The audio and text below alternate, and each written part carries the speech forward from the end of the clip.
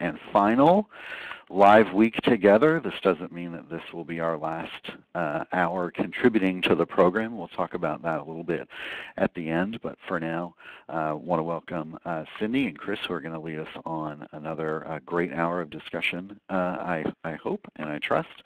And I'm going to turn it over to them, and you'll hear from me towards the end of our hour. So Cindy and Chris, take it away. All right. Hi, everyone, and thanks for being here. We have really appreciated you staying with us.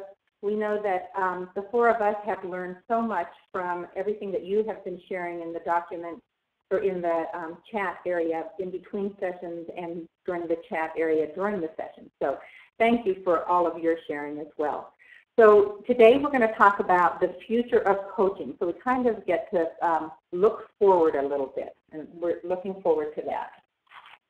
So as Tom said, Cindy and I will be the facilitators today for our final session. That isn't quite what we look like right now. We look much younger. Okay, so before we move forward, we would like to just look back a little bit. So last week, we talked about the levels of support for coaches, and some of you have posted some thoughts about that in the chat room.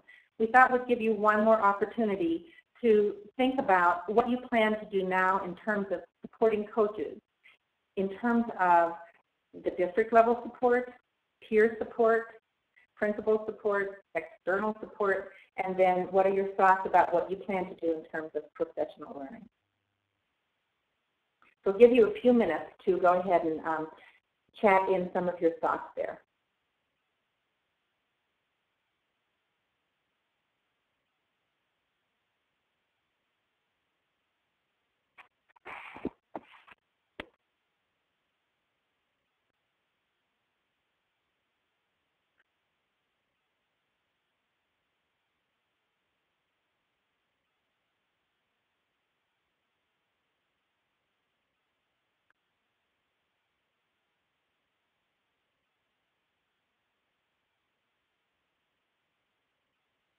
So Kathy, you're thinking about how your schedules are going to support the role. So talk a little bit more about that. What are you thinking?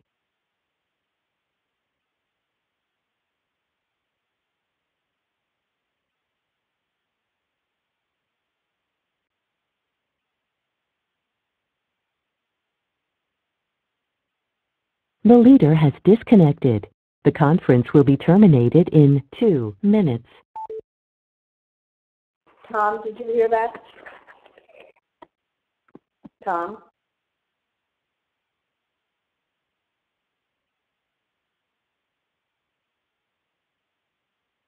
Can you all hear us?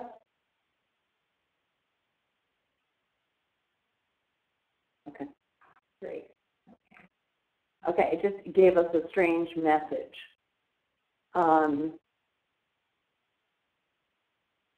Yeah. Good. Glad to see that lots of you are thinking about ways that you might use the stuff we talked about last week in terms of support. And in the chat, many of you mentioned that you'd like to see how other people are providing professional learning to one another. So we see some of you have put some stuff up.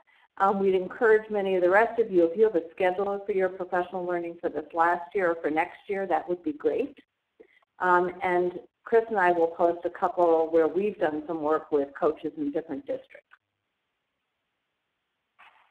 And what we really love is the many ways that you're currently providing support and the ways you're thinking about providing that support. So just to kind of talk about a little bit about where we've been and where we're going. Remember, we talked about characteristics week 1, and we talked through relationships that principals and coaches would have, teachers and coaches, kind of generic ideas about what the program needed to include. Then we spent a lot of time talking about relationships during this webinar. And today our focus really is on the future, because one of our beliefs is that unless you are planning for the future and know what it is you want to create in the next iteration of the coaching program, because it needs The leader to has disconnected. The conference will now end. Thank you. You will now be placed into conference. To mute your line, press *6. To unmute, press #6. Okay. Hey, everybody, can you hear us again? Folks, can you hear me now? Oh, I can't even hear myself. Uh-oh, what is going on? I can hear. Thank you. You will now be placed into conference. To mute your line, press *6. To unmute, press #6. Connect again. Okay, I think we're good. Okay. Folks, can you hear me? Yeah, we can't hear through the computer, Tom. Thank you. You will now be placed into conference. To mute your line, press *6. To unmute, press #6. Thanks, Cindy, for posting that. Folks, can you hear me over your computer? I hear Linda saying that there's still no sound. That's... So it's a struggle. All right, hold on one second. Thank you. You will now be placed into conference. To mute your line, press *6. To unmute, press #6. Hey, can folks hear me now? I can hear myself through my computer now. Golly. Oh, Dana, does that mean Dana, can you hear me? Can you all hear us? Can you all hear me? No sound, no sound. What do you want to do, Tom? Cindy, hey, click that Start Broadcasting button to the top left in the room. I have, mine says Stop Broadcasting. Where do you see that? Oh, okay, so you are. I have a broadcasting. Okay, now I'm going to push Start. There, and I started. I just do. Okay, can you all hear us now? Hold on one sec. Hold on. Okay. And I have something that says Adobe Flash Player. Should I deny that? I'm going to deny it. There we go.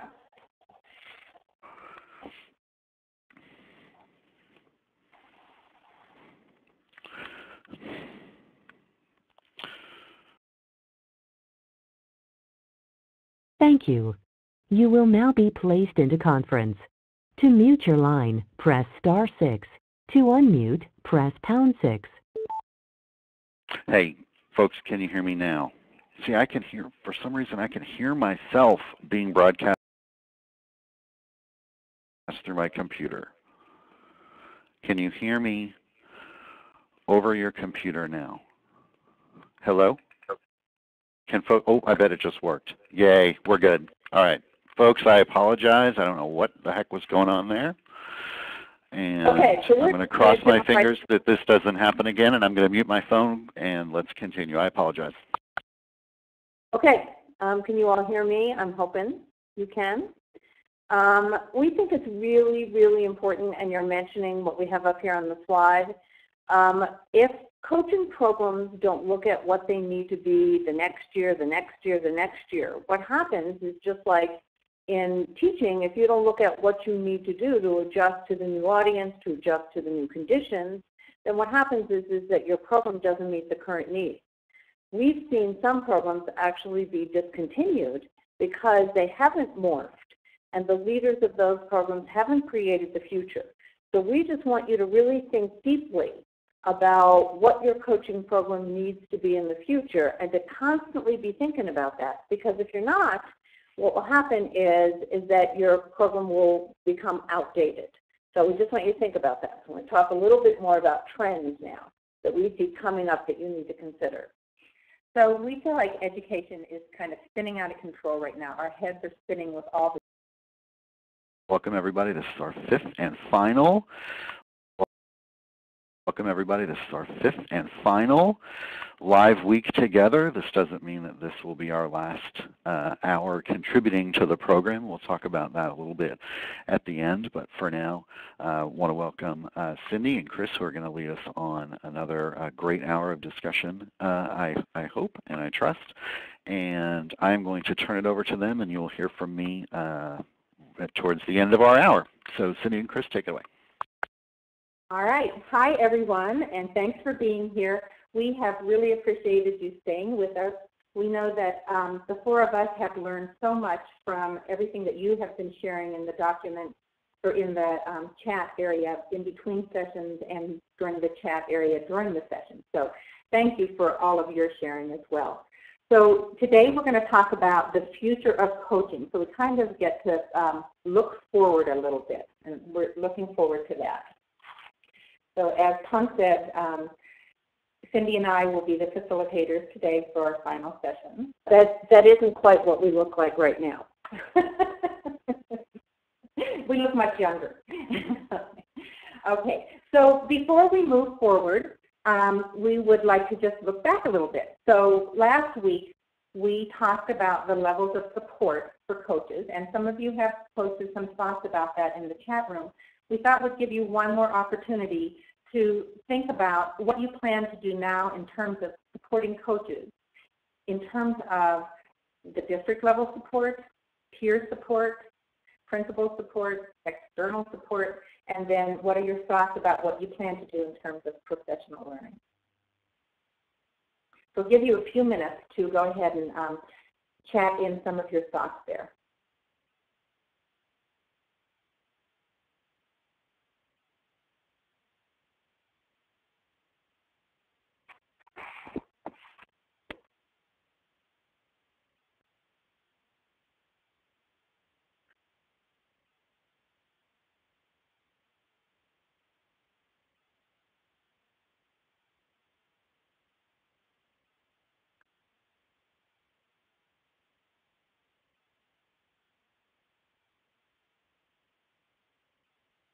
So Kathy, you're thinking about how your schedules are going to support the role. So talk a little bit more about that. What are you thinking?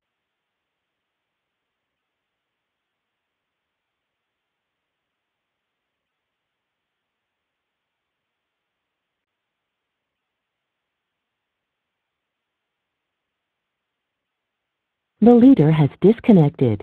The conference will be terminated in 2 minutes. Tom, did you hear that?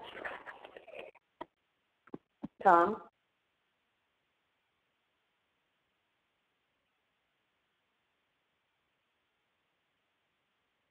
Can you all hear us?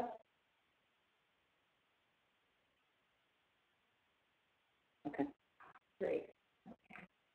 okay, it just gave us a strange message.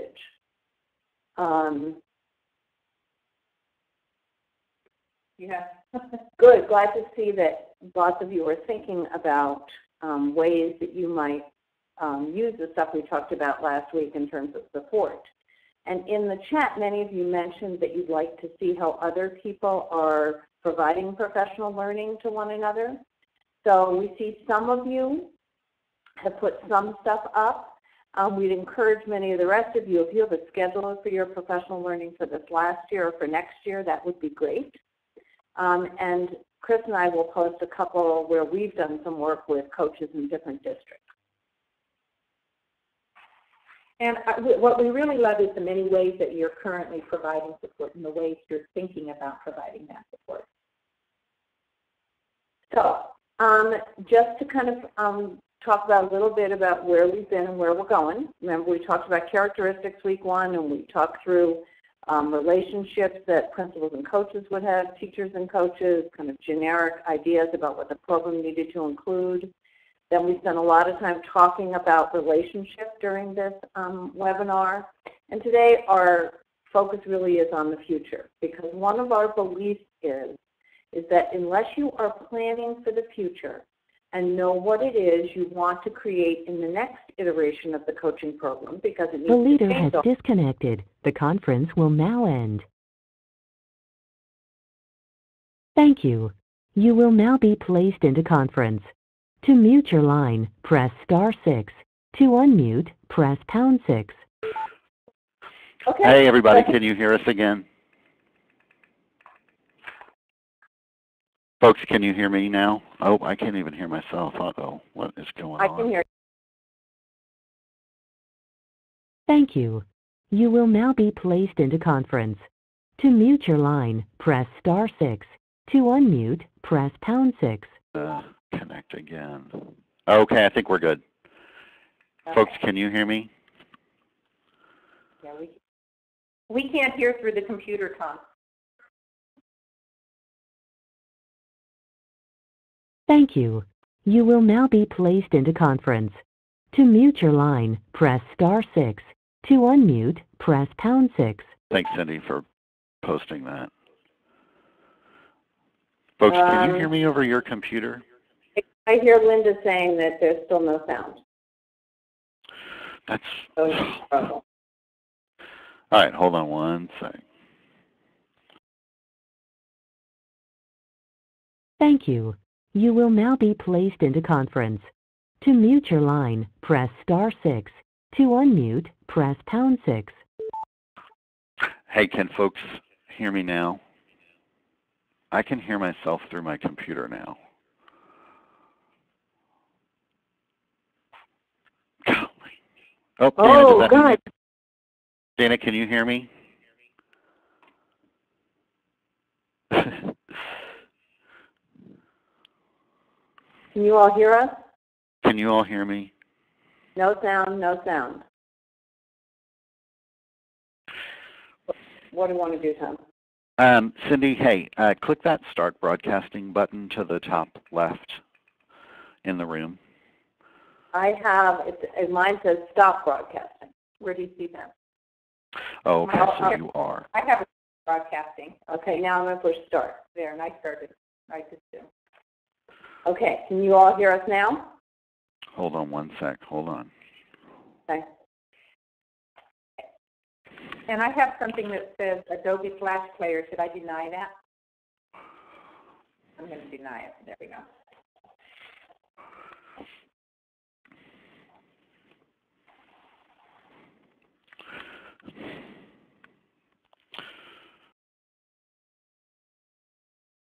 Thank you.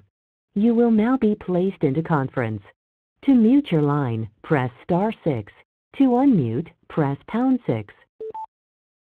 Hey, folks, can you hear me now? See, I can hear, for some reason, I can hear myself being broadcast through my computer. Can you hear me over your computer now? Hello? Can folks, oh, I bet it just worked. Yay, we're good. All right. Folks, I apologize. I don't know what the heck was going on there. And okay, so I'm going to cross my fingers that this doesn't happen again, and I'm going to mute my phone, and let's continue. I apologize. Okay, can you all hear me? I'm hoping you can. We think it's really, really important, and you're mentioning what we have up here on the slide. If coaching programs don't look at what they need to be the next year, the next year, the next year, what happens is just like in teaching, if you don't look at what you need to do to adjust to the new audience, to adjust to the new conditions, then what happens is that your program doesn't meet the current needs. We've seen some programs actually be discontinued because they haven't morphed, and the leaders of those programs haven't created the future. So we just want you to really think deeply about what your coaching program needs to be in the future and to constantly be thinking about that. Because if you're not, what will happen is that your program will become outdated.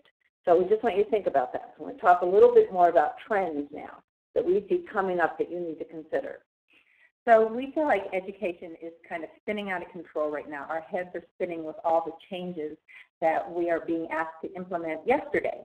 So, for example, we have the new content standards, and with that, we need to, as coaches, be thinking about what are the shifts that teachers need to make in content that they're providing and how they're providing it, and what are the shifts in students' expectations and student thinking and the rigor. All of those kinds of things need to be attended to.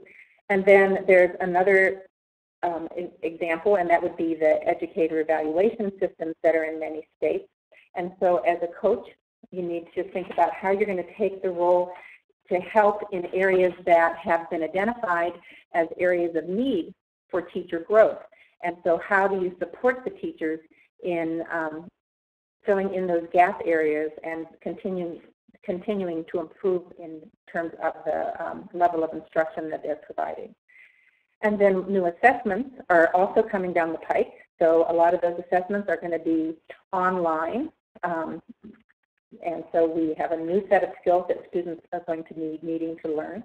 So as coaches, we need to help teachers think about and understand what they're asking students to do and how that impacts instruction. And then at the same time, put another layer on there, knowing that as professional developers, it's usually professional development that answers the need for all of the teacher needs in terms of responding to these changes.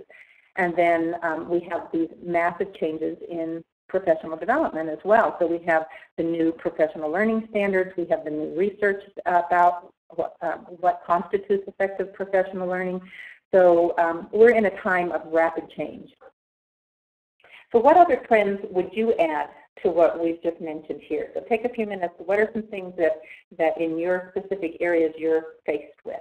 And we've already seen technology being mentioned and a couple other areas. But what else are you thinking?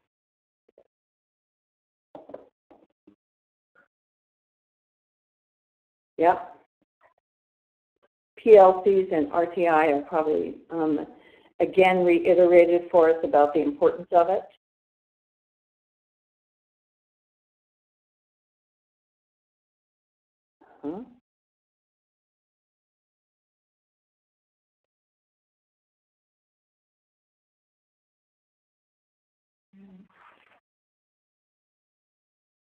It's interesting to think about the different generations that are in the teaching field right now and how that's going to work. So that was a nice thing to see up there. The teacher leadership also with all the new evaluation systems is something we're going to talk about in a little while and talk about how might you do that, because we see that as absolutely essential to the future. And Jacqueline, focusing the use of technology with effective teaching strategies, we're going to be just talking a little bit more about that because that's a huge area that we need to think about. We don't want to just have technology for the sake of technology. We also hope you've all seen the new kind of shift in how the federal government's thinking about RTI. They've now got a new name for it, and I can't remember it exactly, but it's about support systems. The multi-tiered system. Multi-tiered system of support, right. Because what happened with RTI is people just kind of created more and more interventions, and they weren't really thinking about first best instruction. So, great. We're going to keep moving because we lost some time back there. And thanks, Carla. That's right. It's called MTSS, the multi-tiered system of support. STEM. Yep, STEM's big time, coming in big time. Okay, we're going to move a little bit here because we want to talk about, once you've identified the trends that you think are going to impact your system to the biggest extent. So the group of coaches, as a district, you're looking at what's coming down the road. Once you have those, then you need to figure out how will you actually involve coaches in those and how will you actually roll out the initiative. And in order to do that, we're going to just kind of model to you how we think you would think about it. And we're going to take Common Core State Standards since that's a pretty common initiative. We think as a group of coaches and really as a district, as you're thinking about this, one of the first things that happens when you have a new initiative is that you need to have a model of change that you're using to actually create the rollout plan. So in the book we talked about the SABAM model. Many of you use Guskey's model of teacher change. There's several other models you could think about, but in your head, you need to have a model of change and say, okay, as we're thinking about implementing this in our schools, what needs to come first, second, what kind of support do coaches need to be providing, what kind of content do coaches need to have, but what does the whole big plan look like? And I think many times we just kind of, it's almost like throwing mud at a wall. We just keep doing things, but we don't have a real plan about what are our outcomes, at what stage, where do we need to be. So you need to think about things like what's the content knowledge the coaches will need and the teachers will need as well. But we believe, like if you're looking at Common Core state standards, coaches need to have some really good skills in understanding the whole shift in terms of the role of the teacher and the role of the student. You know, there are all those shifts in content. You know, they talk about the literacy shifts, the math shifts. But as we really look at it, the most important shift is that the role of the teacher and the role of the student are going to change. And that is something that coaches need to wrestle with and really understand it. We also think when you're thinking about rolling out anything, you have to use the gradual release model. What will coaches do in the beginning that they will stop doing later on?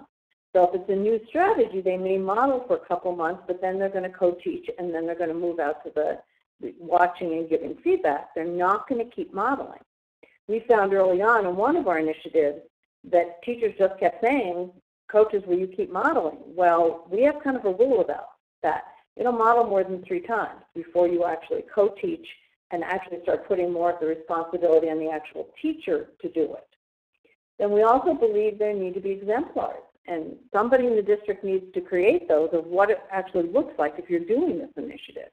So whether that's the coaches as a group or whether that's the district that does it with curriculum specialists, whatever. And then we think the whole time you're actually implementing, you need to assess level of use. Who's using what at what level, and what are the next levels of support they need? And not levels of use to get anyone, but levels of use to say, okay, what's really happening in our classrooms, and what do we as coaches need to do to actually take it to the next step? So we've kind of thrown out some things there. We want you to think about what would you add to this plan. So I'm going to go back to that slide because I want you to think about what would you tell us we should add to that plan when we're thinking about rolling out any kind of initiative.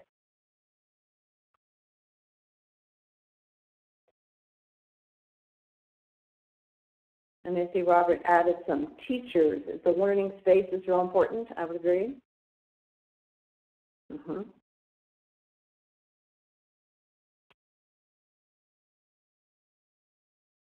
Katie, absolutely, the ongoing evaluation. And we believe you should be writing benchmarks of whoever is kind of rolling out this initiative. And the benchmarks should include your coaches as support. Because it isn't necessarily they need more training, they may need just more support in the classroom to implement.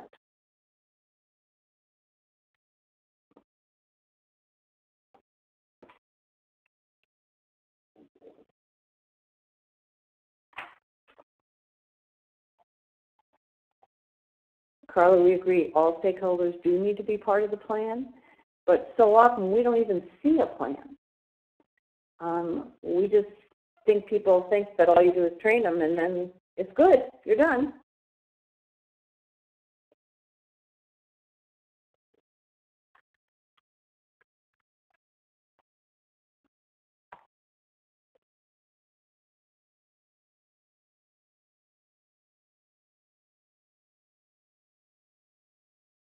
Sandra, I think you're right on. We usually try to have a rollout team that is looking at benchmarks on a regular basis and then identifying next steps for the district, and we do that at the building level as well.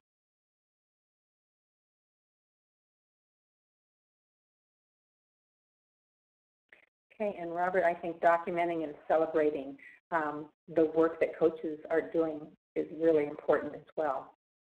And how is that support being used by faculty?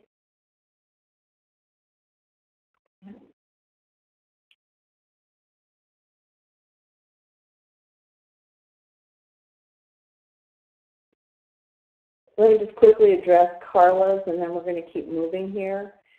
There is an initiative fatigue, but we also believe that good leaders really do connect all the initiatives, and they make decisions about what initiatives to do at a full kind of level and what initiatives just to kind of like introduce. You can't do, and look at Doug Reed's work, you can't do more than 3 to 5 at the same time and do them well so they actually get to full implementation. Yeah. often hear people talk about initiatives as standalones, like I've heard people say, are we doing PLCs, or are we doing differentiation, or are we doing RTI? And so coaches can help connect all of those initiatives for teachers. So Tim, you're right on. It's nice to see that you're thinking in that way.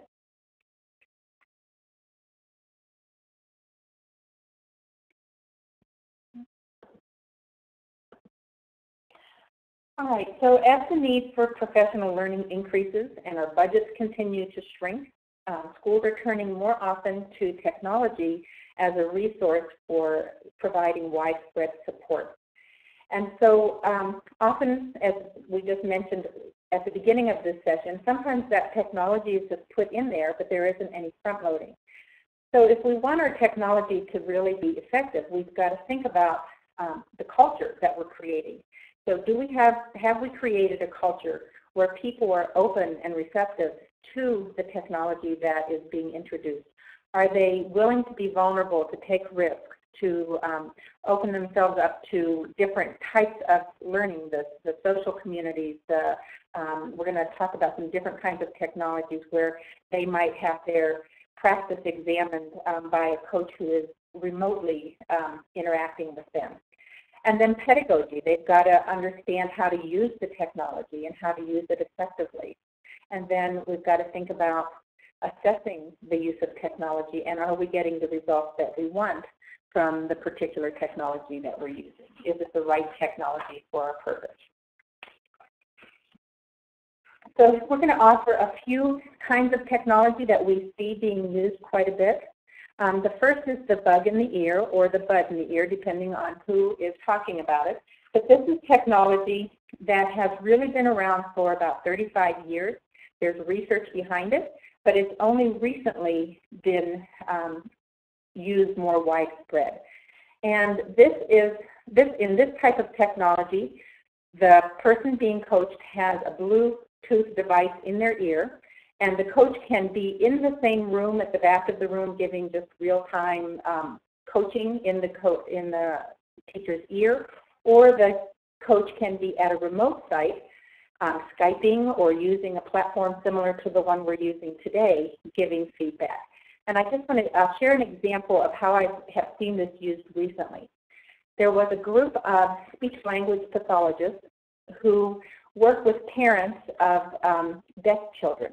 And so they wanted to coach each other, working with parents in real time to create richer language with their children. So there would be a speech-language pathologist at a remote site observing this speech pathologist with the parent and giving coaching through the ear so that they could interact with their children at higher levels. Another type of technology that we are hopeful about is Coaches Connect, which is an online coaching program that has been developed by Learning Forward. And we put a description of this Coaches Connect in the document file so you could read more about it. And there is the scenario at the end of the chapter that pretty much describes what that type of coaching might look like. Another kind of technology that we find very useful is the use of videos. So a teacher can videotape themselves and then do some self-reflection and do some reflection with a coach and get some feedback about their teaching. Or they can send their video to a coach at a remote site to get some feedback. We also find that videos of other educators, so those exemplars, I think in the chat somebody said, who should provide those exemplars? In some of these videos, Success at the Core, and I know many of you were involved in the webinar last week and a few weeks prior, where they were sharing the many resources that they have, including videos of other educators, which can spark rich conversation around what effective practice looks like. The Teaching Channel is another example of a place to go to find exemplar videos that you can use as part of your coaching. Another couple we just want to talk about because we see them used a lot is the next one is about connecting with others. We call them professional learning networks. And we're seeing many more people through chats like this, or through just creating a network with other people who do the same work, getting together and sharing some of what they're doing, either face-to-face or online. Actually, a woman told me yesterday, she said she has to go find her own professional learning because there's just nothing offered in the district. So many times your professional learning comes from others in the field, and you just create your own professional learning network. Somebody the other day actually told me, too, that they spend at least 2 hours a week with others virtually talking about their work and what they're learning. The last one we're beginning to see more of is things like Google Hangout or Skype. Now, Skype's been around for a while, but Google Hangout, you can have up to, I think, 12 or 14 people virtually connected to one another and having a conversation with each other for as long as you want to do it. It's just another tool on the Google site. So we wanted you to kind of be thinking about that. So we wanted to find out from you, what are other resources you're using, and in what context, and what impact are they having?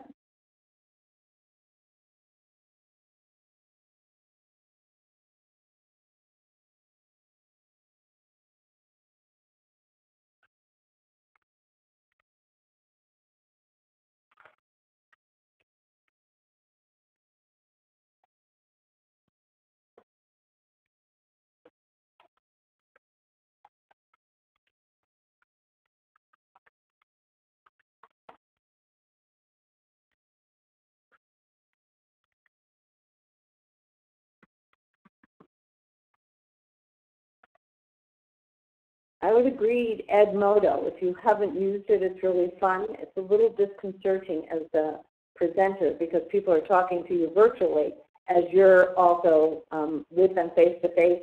All that's going on.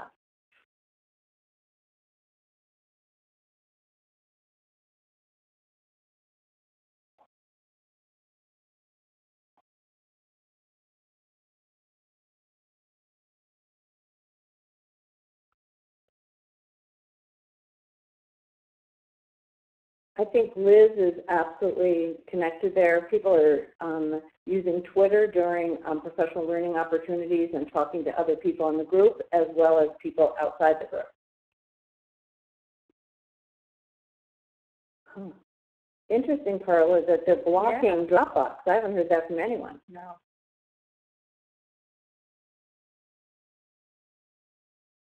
And Carla, I love Twitter. I think there are so many great resources on Twitter. So, it's just once you start adding connections, you end up with people who have like interests, and there's a lot of use for Twitter, I think.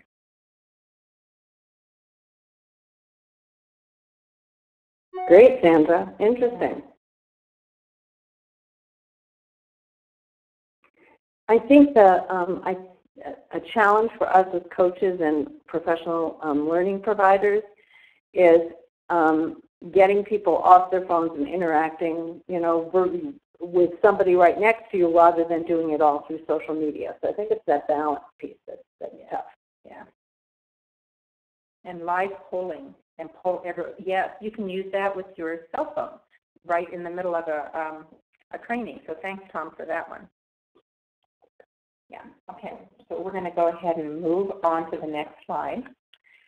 So many of you probably heard Andy Hargraves and Michael Fullen talk about their new book, Professional Capital, at last summer's Learning Forward conference. So they believe that the most abused educational research today is this idea that the quality of the individual teacher is the single most important determinant in the learning of the student. We've all heard the Sanders research. And they said that's dangerous because the problem with this is that the focus is on the individual teacher.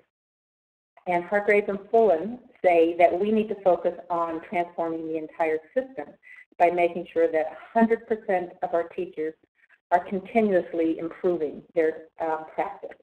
And if 100% of our teachers are providing high-quality teaching each day, then these are some of the shifts that you see on the slide in front of you that need to happen in order for teachers, for every teacher to become a leader. And when every teacher takes responsibility for learning, then they need to continually meet the needs their students by doing that. So let's look at some of these shifts. We need to have in our schools a shift from a culture of accountability, where we're doing this because somebody's making us. The district's making us do this, the federal government's making us do this, you know, the unknown they is making us do this, to a culture of responsibility where we're doing this because it's the right thing to do for our students. It's the moral thing to do. It's my responsibility for my students' learning. And so that's that shift from accountability to responsibility.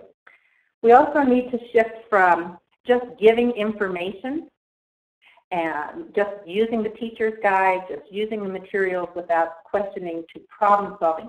What is it that our students need to learn, and what can we put in place to make sure that our students' needs are being met? We need to move from a culture of teaching, I taught it, I don't know if they learned it, to the learning piece.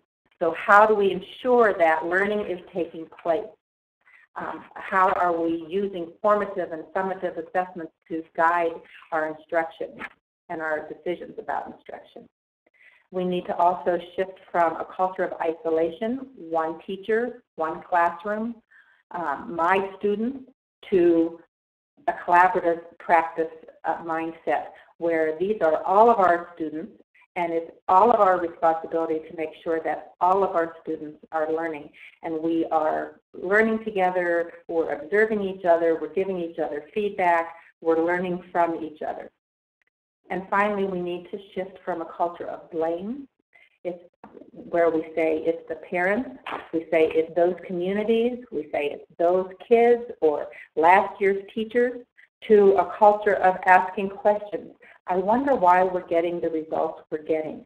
I wonder what we are not thinking about that we need to be thinking about, or what questions should we be asking to get at the root of the cause for the results that we're getting in our classrooms. So we'd like you to take a look at these shifts and think about what shifts need to be made first in your system, and how do you know, or why would you consider thinking about the shift that you've identified?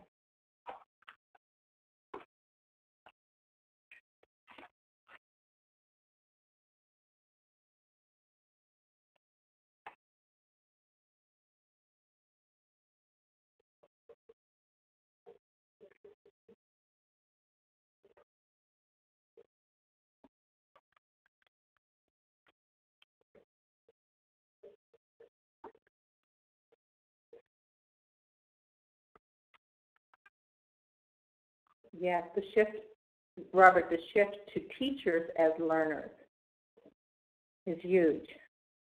Being willing to be vulnerable, be willing to be open, be willing to be questioning, and what can we learn from each situation?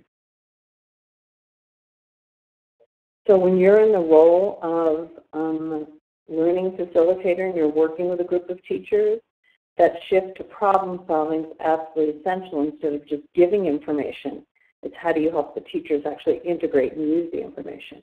Mm-hmm. Great, Lori. Okay.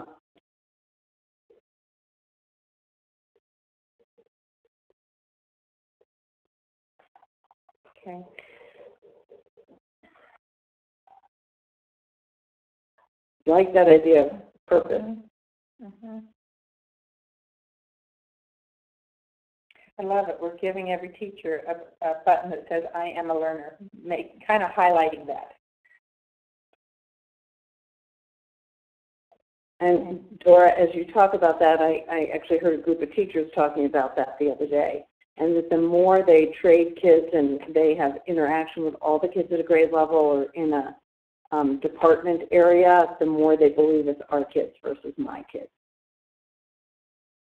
Isolation to collaboration. Jeannie, you really hit on something that I think coaches can impact, because when we talk with coaches and we say, what's different as a result of having you in your role in your district, they say one of the very first things they impacted was creating a culture of collaboration, because when they started working with teachers, teachers saw the power of working with another person. Then the next step was whether or not the coach was in the room, they started collaborating with each other because they saw that as really powerful.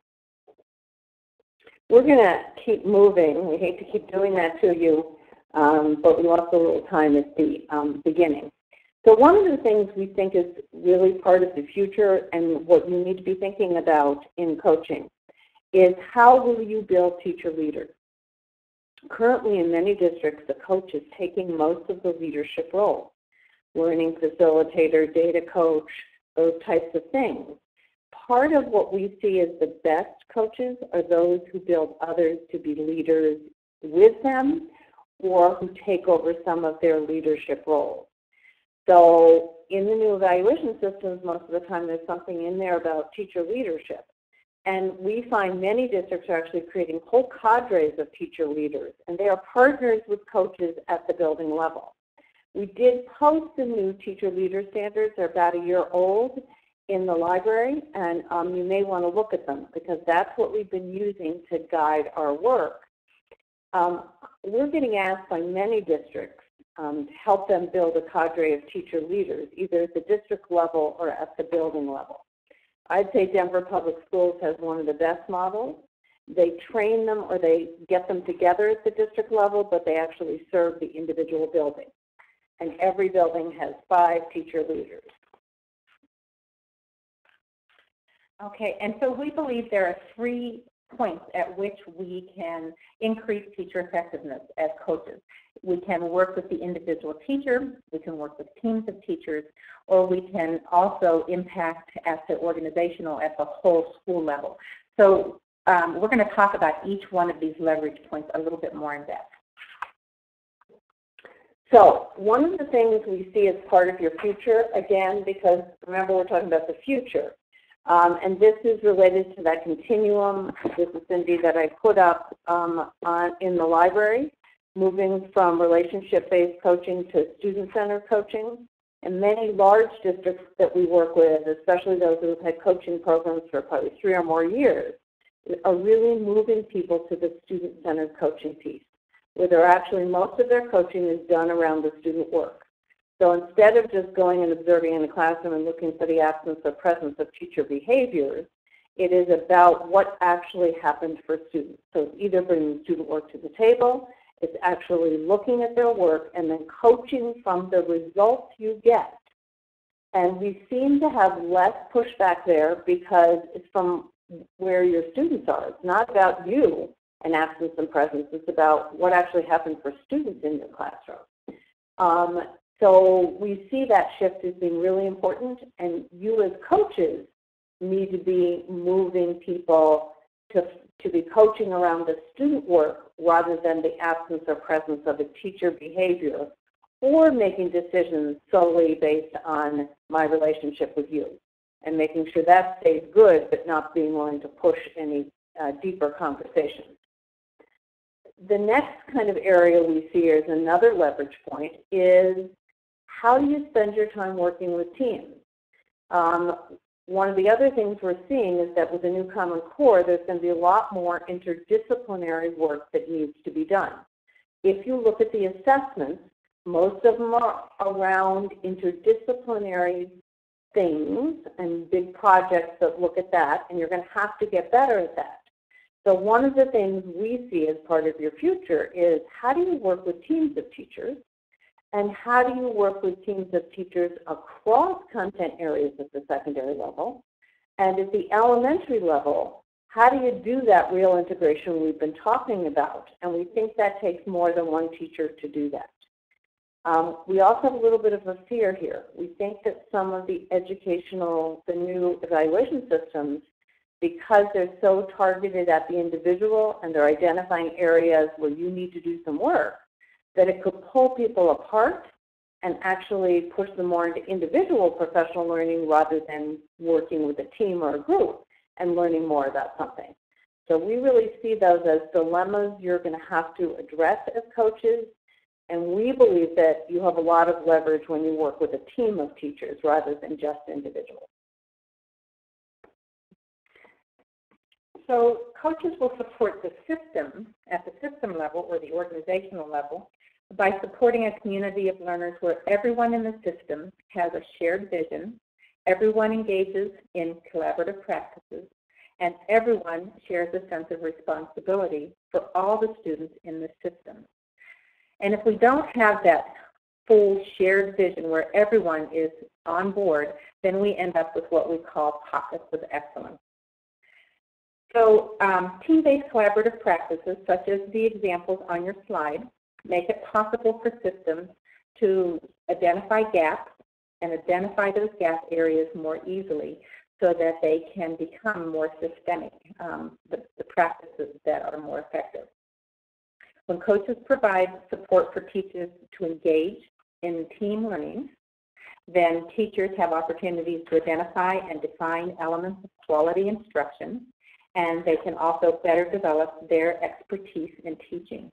So doing things together as teams, such as learning walks, reflecting on their practices, and engaging in collaborative inquiries such as action research, those are the things that will build that organizational capacity. Before we move on, let's just kind of hear a little bit from you about what do you see as your leverage points? Like, what are you thinking for your coaching program ought to be your leverage points to take it into the future? So if people would just respond a little bit in the chat, that'd be great.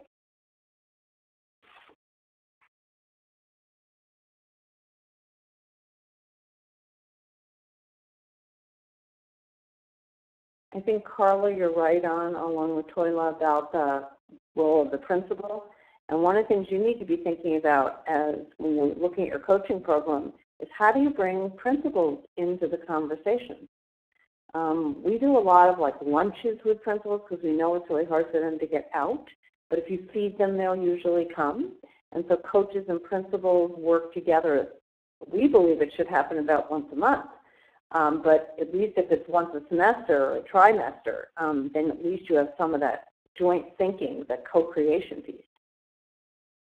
I think it goes back to Joellen's proposal at the beginning of our webinar series that coaching become something that's required rather than something you're invited to participate with if we're really going to change the system.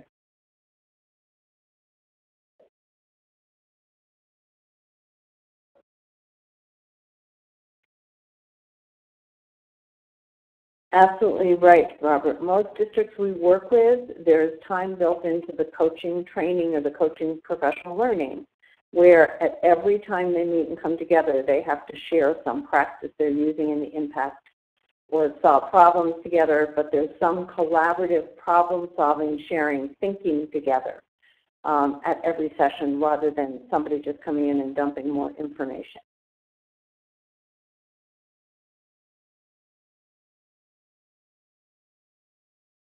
Jacqueline, too. We see lots of our coaches involved in learning walks with groups of teachers. The purpose being to learn from those they observe rather than to judge those they observe.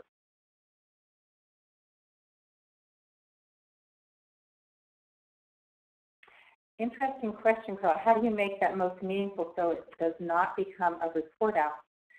So I wonder if just asking them, you know, what can they take from what they've heard that might make sense for them to try to implement, or what's one action that they commit to trying in their own classroom, helping them make connections to what they're hearing from each other to their own practice and making it, you know, more real for them.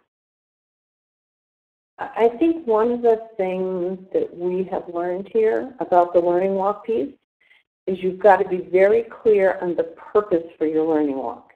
Is it to judge teachers in terms of whether they have a particular practice in place, or is it to learn from teachers you're observing? Those are two very different purposes, and that's why we would say to you, you have to be clear about what you're going to do with the learning walk. So just be thinking about that. Any of these, you've got to be clear about your outcomes and your goals, and I think we've talked about that. One of the other things we think you need to be looking at for the future is what's the shift. You have some roles that you have defined for your coaching program. what shifts need to happen in those roles, and who needs to take on those roles. So if you look at what we have up here on the slide, we're just talking on the difference. You look at just the role of instructional specialist. What are some shifts that need to take place? Currently, we're spending a lot of time on differentiation, some time on direct instruction, planning units, student engagement. We think that things you need to think about for the future is that focus on student thinking. Because if you look at Common Core, the kids have to do the thinking, not the teacher. We see a lot of in the future there needs to be more focus on rigor because of, you look at the mathematics practice standards, that rigor is going to have to be there. We'll talk lots more about depth of knowledge. All the new research on feedback from Hattie, we need to be learning about so that we work with teachers in it, the power of goal setting. So even though you may keep the role of instructional specialist, how does it change? And you, when you're thinking about your coaching program, have to be thinking about that. We also see there being real shifts in data. All of our schools that have been involved in data for a long time and have data coaches are moving to teacher leaders taking on the data coach role. We see many coaches no longer fulfilling that role. It's really going on to teachers. And it's also a focus on the actual work rather than just the numbers. So those are some shifts we see. We want you to kind of tell us what you're thinking. So we've listed the roles here on the next slide. And we're wondering what shifts you see that need to happen within these roles or between roles. What are you seeing?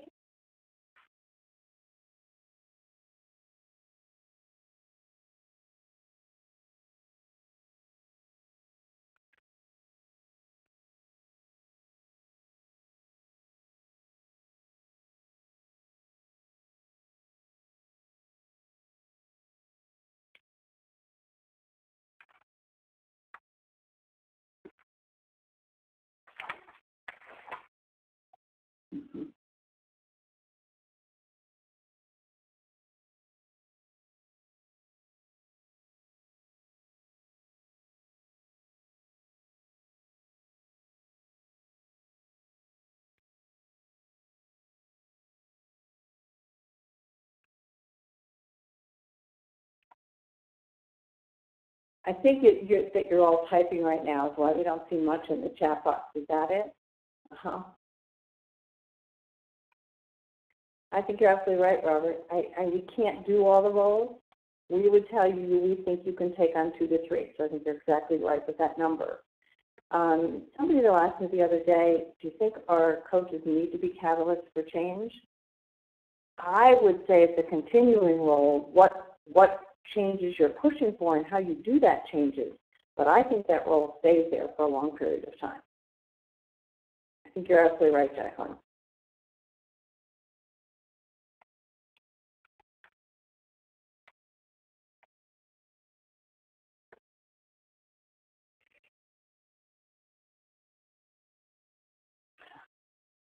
You got it, Sandra.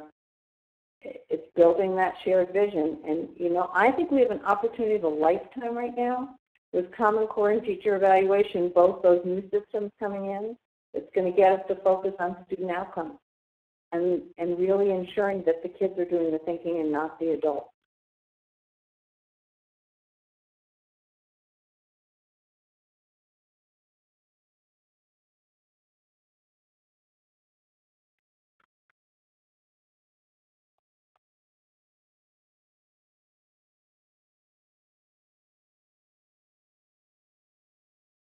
Mm-hmm.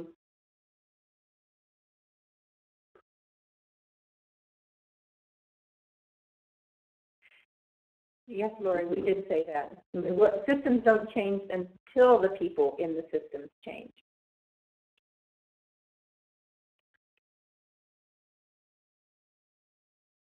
Yeah. So I guess we'd say to you, you just need to keep thinking about the future. Don't let your coaching program just be stagnant and not keep moving and not keep getting better and making shifts in what they're doing. So be thinking about that as you move forward. And I would say, you know, the learner role, which hasn't been as prominent, I think, might become more prominent for coaches going forward because they are learning one step ahead in many cases about all these new initiatives that they're going to be asked to be coaching around.